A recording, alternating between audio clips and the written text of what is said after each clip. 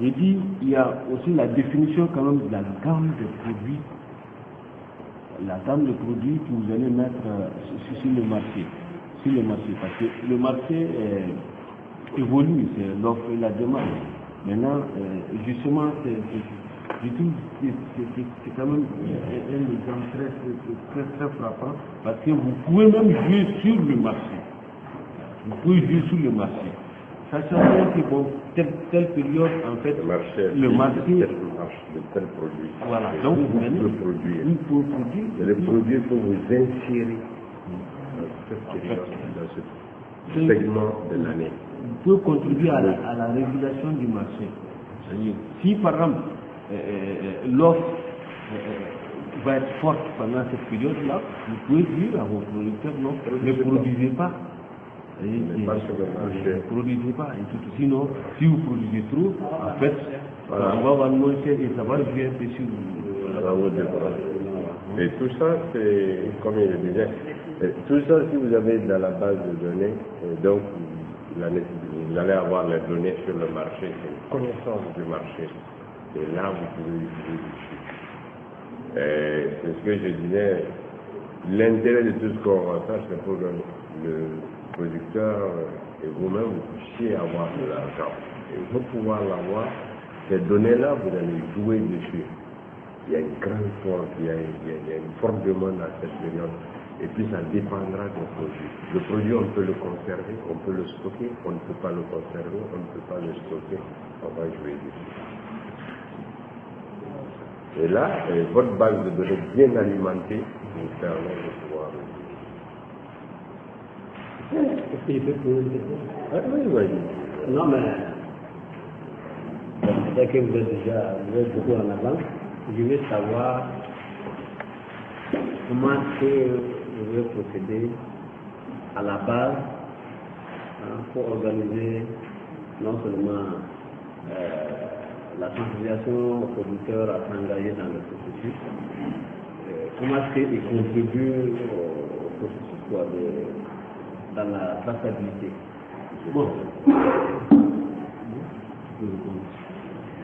Bon, en fait, au départ, pour la traçabilité n'était pas une exigence. Maintenant, on a commencé à sensibiliser, à réunir les paysans, leur dire attention. Vous voyez, vous avez entendu parler de la vache folle. Vous avez vu maintenant les poulets morts parce qu'on dérobe tout ça, c'est dur, quoi. Imaginez que nous créons un scandale chez autrui avec ça. Comment on va faire? On ne vous demande pas grand-chose. Votre marchandise, elle est bonne, elle n'est pas bonne, mais on veut savoir que c'est votre marchandise. Aujourd'hui, nous voulons quelqu'un qui est en train de manger en Europe, qui a sa machine, qui clique, il va te voir, toi, tu as produit cette marchandise-là.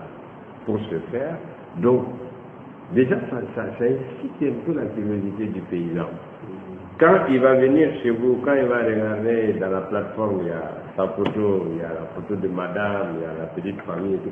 Ce sont des petits éléments qui sont, peut-être on ne voit pas, mais qui sont très importants.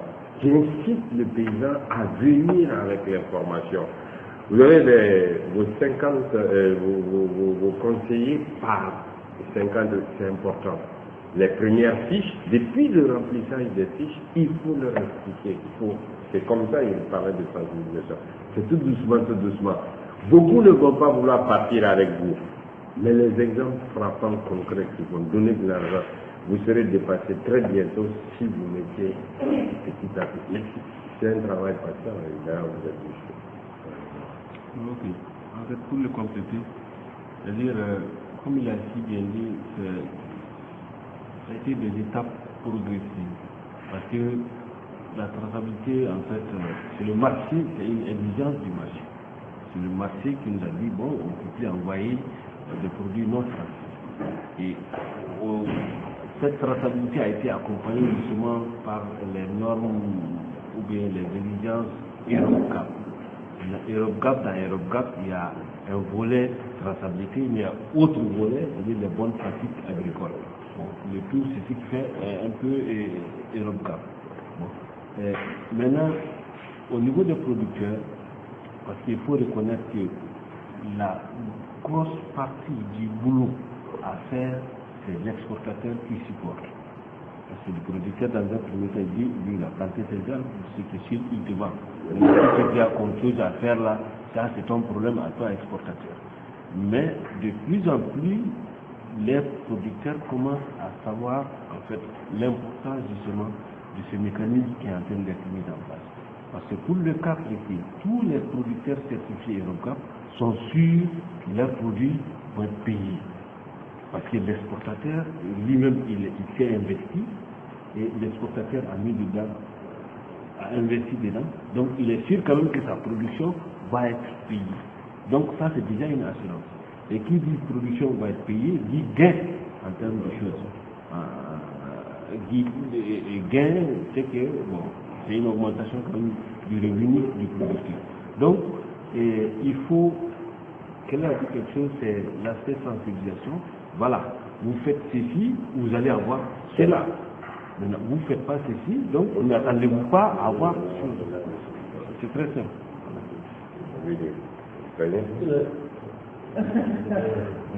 Je voulais partager également une chose aussi. On a décidé aussi de voir comment il faut catégoriser les producteurs. Et très souvent, quand je donne l'information, je mets tout le monde ensemble. C'est pas facile. On pense qu'il y en a qui ne s'intéressent pas, il y en a qui ne sont intéressés, il y en a qui tombent. Maintenant, on décide de faire un système qu'on a nommé TILAI, qui consiste à faire d'abord la trajectoire du producteur. Pour connaître la trajectoire de vie, connaître un peu, depuis sa naissance, son évolution, ses difficultés, et évaluer un peu ses ressources. Et par rapport à ces ressources, ce qu'il peut faire, connaissance. Et par rapport à ça, dans tout ce que, à travers son trajectoire de vie, tout ce qu'il peut faire tout seul, sans l'aide de quelqu'un, ce qu'il ne peut pas faire avec, ce qu'il ne peut pas faire du tout si vraiment on ne vient pas, et ce qu'il peut faire tout seul. Bon, on ne sait pas, c'est un projet quand même qui n'est pas facile aussi. Surtout quand on est dans un milieu analphabète, c'est pas facile. Mais on est dans ce processus-là. On est en train de former d'autres personnes pour des facilitateurs paysans, pour aider dans le processus qui nous permettra de mesurer bien la capacité vraiment de producteurs qui veut même s'engager dans l'entrepreneuriat. Est-ce qu'aujourd'hui il peut se dire entrepreneur ou pas? Quel est l'objectif recherché réellement? Cette évaluation du producteur, la catégorisation, en fait, c'est à quelle fin? La fin, c'est de savoir, c'est pour savoir d'abord quels sont ceux-là qui peuvent dire qu'aujourd'hui on est entrepreneur productif agricole, qui peut déjà contribuer à 100% au conseil qu'on apporte. Quelle est l'autre étape, le deuxième niveau, quels sont ceux-là qui sont encore à moyenne, qui ne peuvent pas apporter tout le conseil, qui ne peuvent pas payer tout le conseil qu'il apporte, mais qui peuvent prendre une partie. Et quels sont ceux-là qu'il faut totalement encore accompagner parce qu'ils ne peuvent rien donner par rapport encore au conseil qu'on apporte, pour essayer de voir les types d'informations à apporter à chacun. Parce que moi je crois, en fait, c'est pas quand même un truc de dialogue. Parce que ça va être c'est plus, parce que, moi, vous mettez en place un mécanisme, je crois, un mécanisme, elle a parlé où au départ vous sensibilisez les gens et tout. Maintenant, les gens vont adhérer.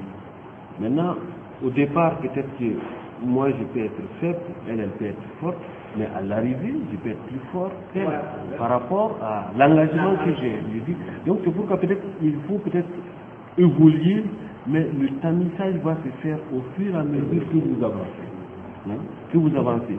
Parce que au départ, les gens n'allaient pas avoir l'adhésion de tout le monde. Maintenant, cette adhésion, ça va aller progressivement. Et puis,